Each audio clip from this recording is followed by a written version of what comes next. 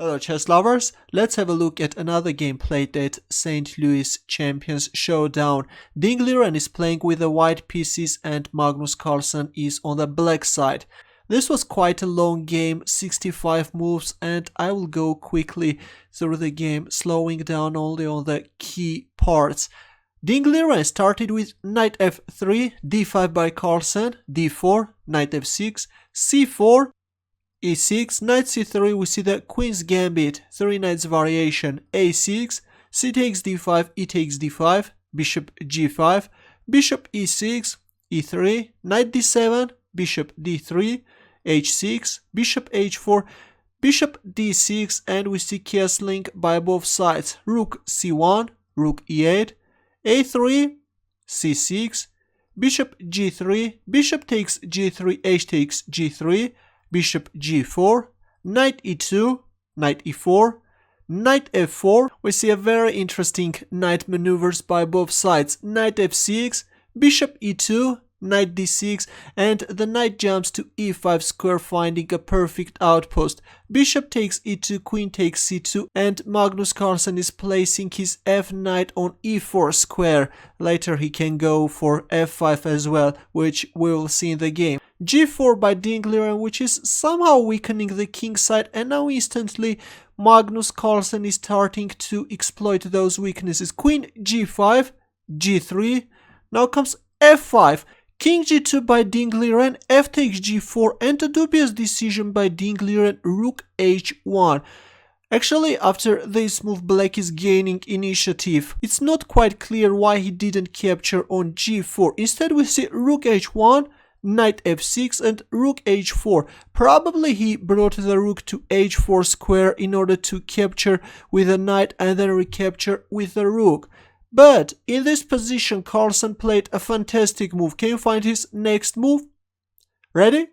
He went for an exchange sacrifice, getting rid of this strong knight on e5. Rook takes e5, a very daring decision by the world champion. D takes e5, queen takes e5, and now Carlsen has a knight and 2 pawns against the rook. Let's see how is he going to realize his advantage. Rook h1, queen e4 check, king g1, knight c4, queen c2, knight e5. Carlsen is not minding to exchange the queens. Knight takes e4, king g2, rook f8, rook c2, rook f6, rook d1.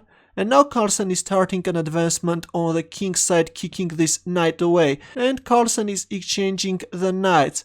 h5, b4, h4, a4. White is trying to create some counterplay on the queen side. King g7, b5, but of course black's position is very solid.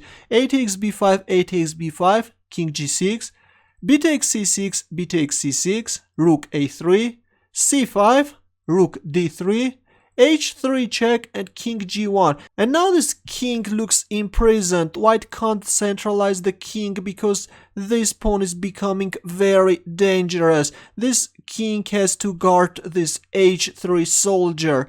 Rook d6, rook d1, king f5, and in return, as you can see, black king is just centralized and very strong. Rook b2, c4. Now Carlsen is starting to push the c pawn, c3, rook f8 check, king e5, rook e8 check, rook e6.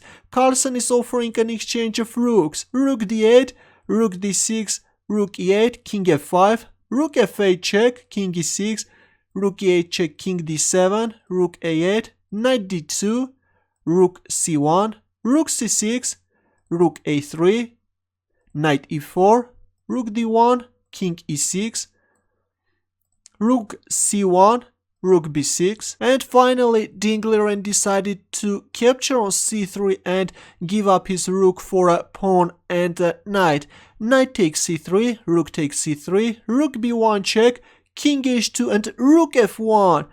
This king is just imprisoned, there is no way to move it. Now the pawn on f2 is hanging and Liren is forced to bring the rook to c2, and now this rook is just guarding the pawn. King f5, Rook b2, now comes the king, king e4, the king is the strongest attacking piece in the endgame, rook a2, king f3, a desperate move by Ding Liren, now comes king takes e4, a very precise move.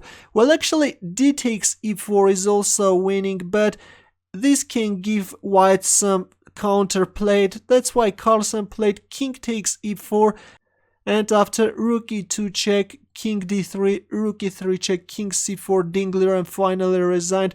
This pawn is just unstoppable and Carlsen is winning. As for me, I really liked that exchange sacrifice on e5, that's like in Petrosian style. Your comments and questions please, and thanks for watching. Good luck.